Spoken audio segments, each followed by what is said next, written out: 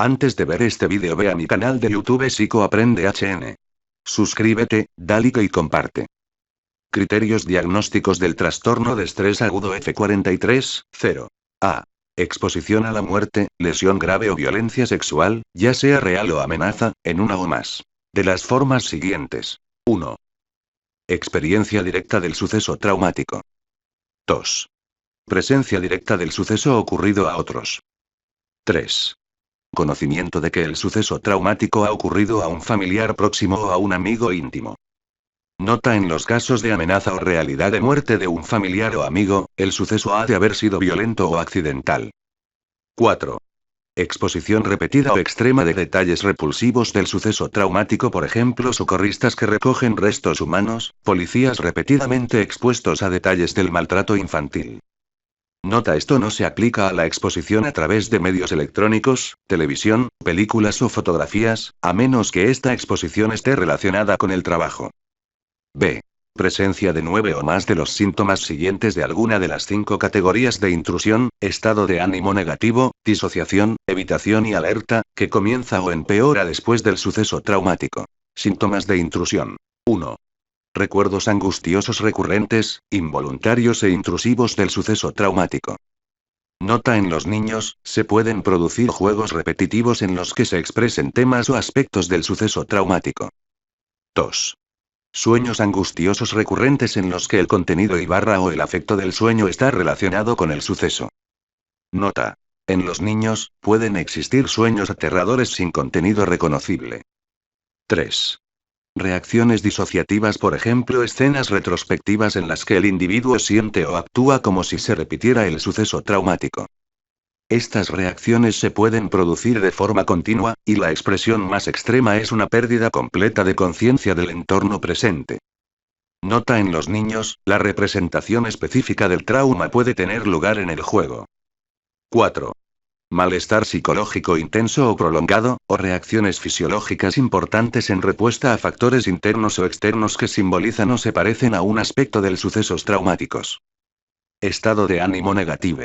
5. Incapacidad persistente de experimentar emociones positivas, por ejemplo, felicidad, satisfacción o sentimientos amorosos. Síntomas disociativos. 6.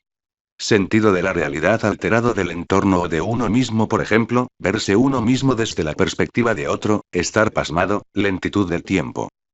7.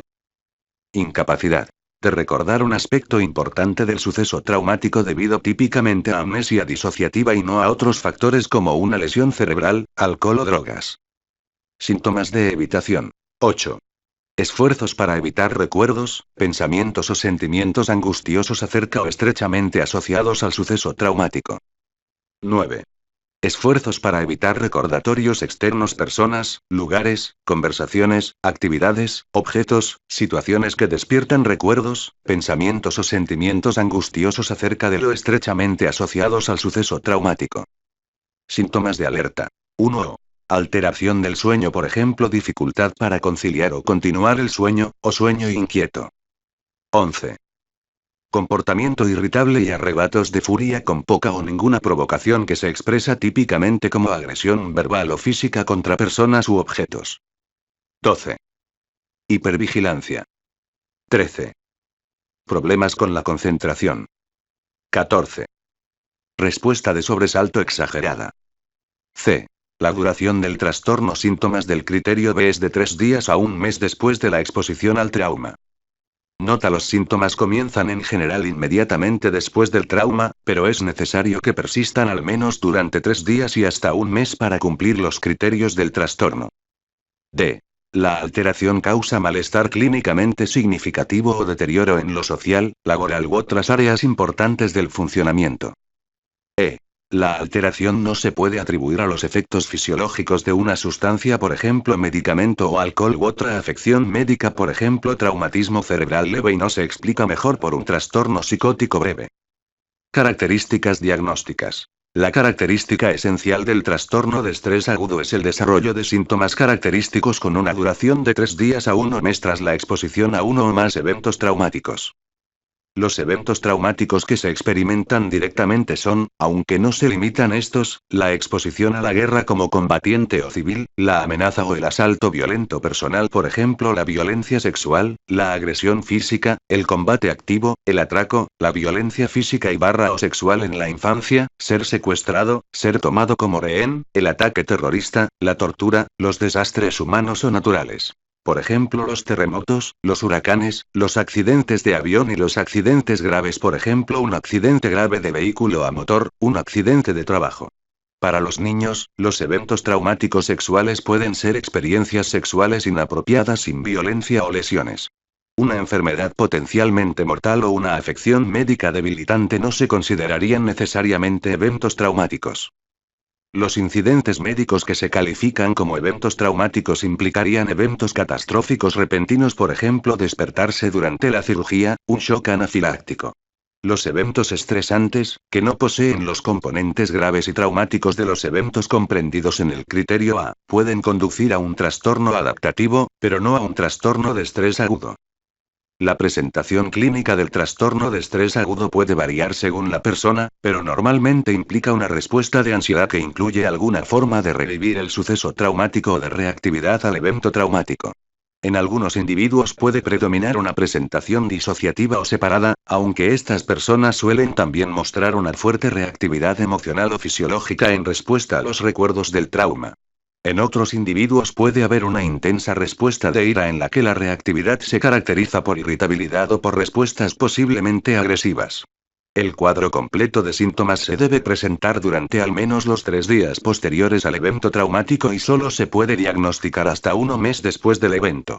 Los síntomas que se producen inmediatamente después de los hechos, pero cuya resolución se produce antes de los 3 días, no cumplen los criterios de trastorno de estrés agudo.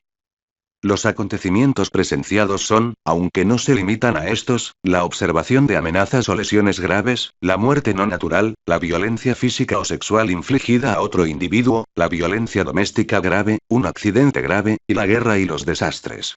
También se incluye presenciar un acontecimiento médico catastrófico, por ejemplo una hemorragia potencialmente mortal en el propio hijo. Los acontecimientos experimentados indirectamente a través del conocimiento de un suceso se limitan a los parientes o amigos cercanos. Estos eventos deben haber sido una muerte accidental o violenta. La muerte debida a causas naturales no se incluye, un asalto personal violento, un suicidio, un accidente o una lesión grave. El trastorno puede ser especialmente grave cuando el factor estresante es interpersonal e intencional, por ejemplo la tortura, la violación. La probabilidad de desarrollar este trastorno puede aumentar a medida que aumente la intensidad del estresor y la proximidad física a este. El acontecimiento traumático se puede reexperimentar de diversas maneras. Habitualmente, el individuo tiene recuerdos recurrentes e intrusivos del evento criterio B1. Las memorias son recuerdos recurrentes espontáneos o provocados que por lo general se producen en respuesta a un estímulo que es una reminiscencia de la experiencia traumática. Por ejemplo, el sonido de un tubo de escape de un coche puede desencadenar recuerdos de disparos. Estos recuerdos intrusivos a menudo tienen un componente sensorial, por ejemplo, sentir el calor intenso que también se percibió en el incendio de la casa, emocional.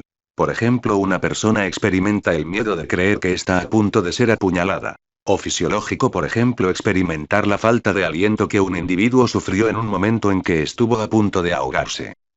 Los sueños angustiosos pueden contener temas que son representativos o de temática relacionada con las principales amenazas que participan en el evento traumático. Por ejemplo, en el caso de un superviviente de un accidente de vehículo a motor, los sueños angustiantes pueden implicar choques de automóviles en general. En el caso de un soldado de combate, los sueños angustiantes pueden implicar sufrir daños en las formas distintas de combate. Los estados disociativos pueden durar desde unos pocos segundos hasta varias horas, o incluso días, durante los que se reviven los detalles del evento y la persona se comporta como si estuviese experimentando el evento en ese momento. Si bien las respuestas disociativas son frecuentes durante un evento traumático, solo se deberían considerar las respuestas disociativas que persisten más de 3 días después de la exposición al trauma para el diagnóstico de un trastorno de estrés agudo. En los niños pequeños puede aparecer en el juego la recreación de los eventos relacionados con el trauma y pueden incluir momentos disociativos. Por ejemplo, un niño que sobrevive a un accidente de un vehículo a motor puede chocar en repetidas ocasiones los coches de juguete durante el juego de forma concentrada y angustiante.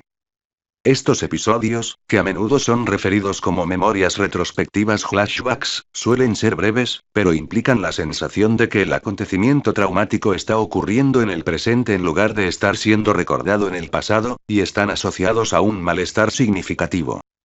Algunos individuos con este trastorno no tienen recuerdos intrusivos del evento en sí, sino que experimentan un malestar psicológico intenso o una activación fisiológica cuando están expuestos a eventos de activación que se asemejan o simbolizan un aspecto del evento traumático. Por ejemplo, en niños, los días de viento después de un huracán, entrar en un ascensor para alguien que fue violado en un ascensor, ver a alguien que se asemeja al propio agresor. La señal de activación puede ser una sensación física, por ejemplo, la sensación de calor para una víctima de quemaduras, los mareos para los supervivientes de un traumatismo en la cabeza, en particular para las personas con presentaciones muy somáticas.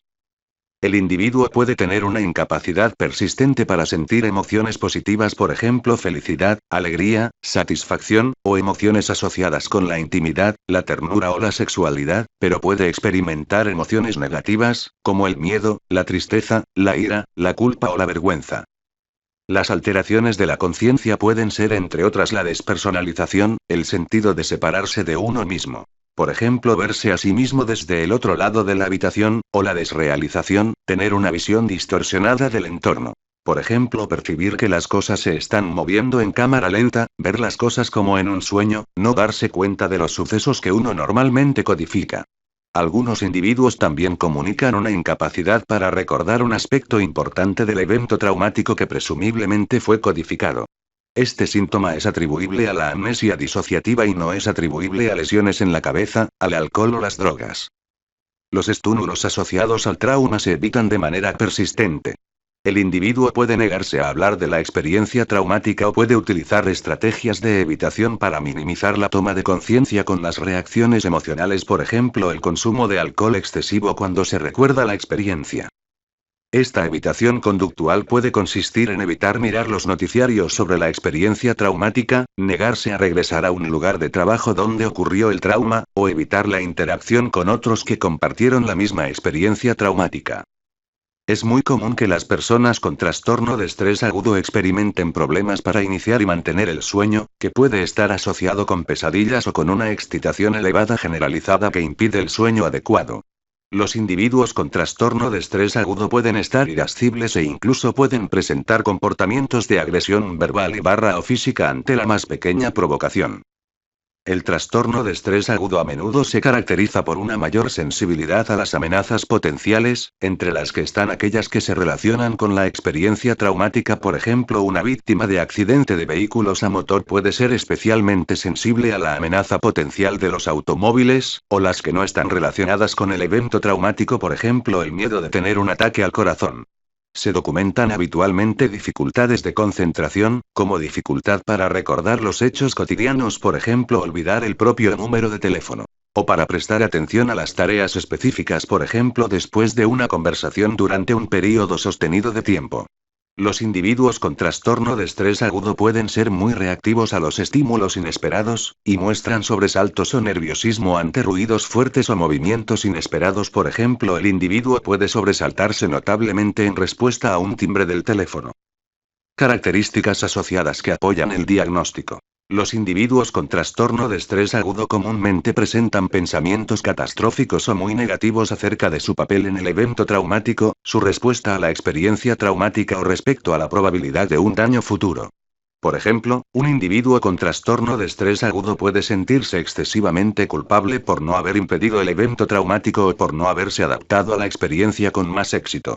Los individuos con trastorno de estrés agudo también pueden interpretar sus síntomas de manera catastrofista, e interpretar las memorias retrospectivas flashbacks y el entumecimiento emocional como signos de una capacidad mental disminuida. Es frecuente que las personas con trastorno de estrés agudo experimenten ataques de pánico durante el primer mes después de la exposición al trauma, que pueden ser provocados por los recuerdos del trauma o pueden aparecer espontáneamente. Además, las personas con trastorno de estrés agudo pueden mostrar un comportamiento caótico o impulsivo. Por ejemplo, las personas pueden conducir de forma imprudente, tomar decisiones irracionales o hacer apuestas en exceso. En los niños puede ser significativa la ansiedad de separación.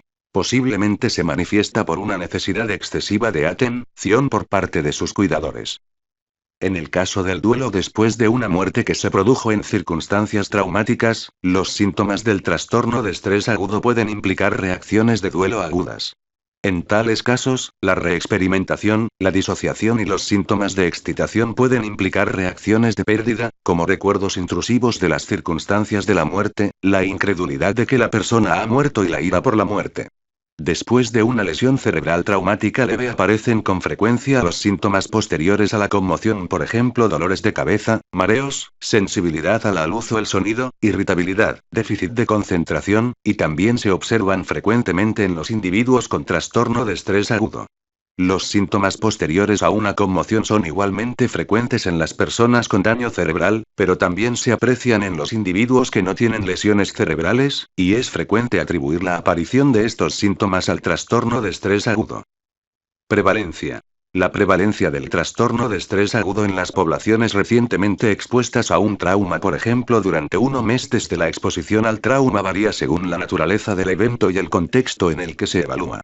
Tanto en las poblaciones de Estados Unidos como en las de fuera de este país, el trastorno de estrés agudo tiende a identificarse en menos del 20% de los casos después de sucesos traumáticos que no impliquen un asalto interpersonal, entre el 13 y el 21% de los accidentes de vehículos a motor, en el 14% de las lesiones cerebrales traumáticas leves, en el 19% de los casos de asalto, en el 10% de las quemaduras graves, y entre el 6 y el 12% de los accidentes industriales. Las tasas más altas, es decir, el 20-50%, se manifiestan después de eventos traumáticos interpersonales, entre los que están el asalto, la violación y ser testigo de un tiroteo masivo. Desarrollo y curso. El trastorno agudo de estrés no se puede diagnosticar hasta 3 días después de un evento traumático.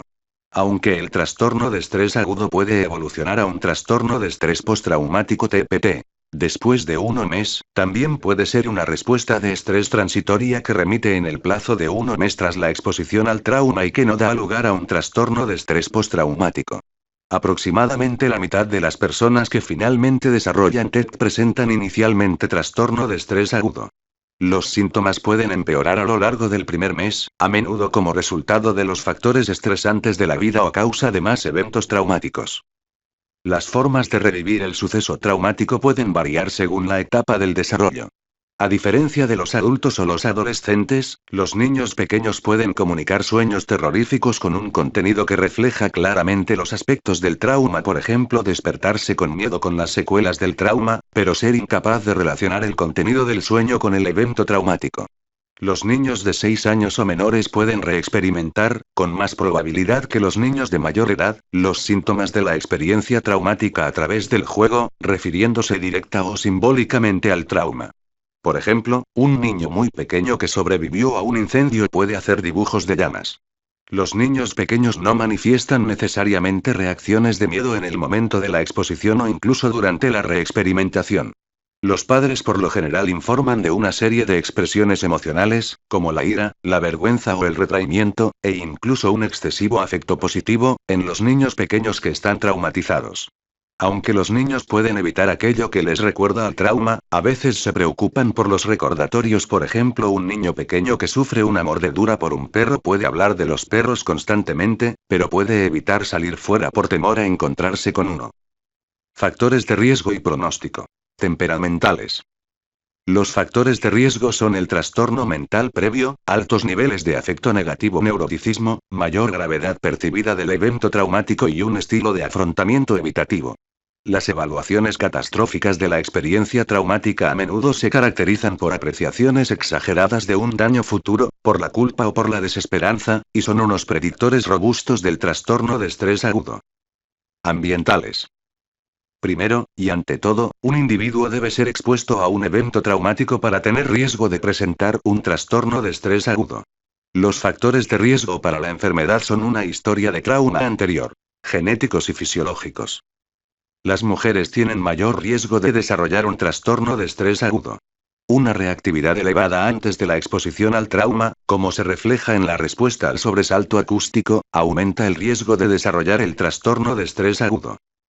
Aspectos diagnósticos relacionados con la cultura. El perfil de los síntomas del trastorno de estrés agudo puede variar en las diferentes culturas, en particular con respecto a los síntomas disociativos, las pesadillas, la evitación y los síntomas psicosomáticos, por ejemplo los mareos, la dificultad para respirar, la sensación de calor.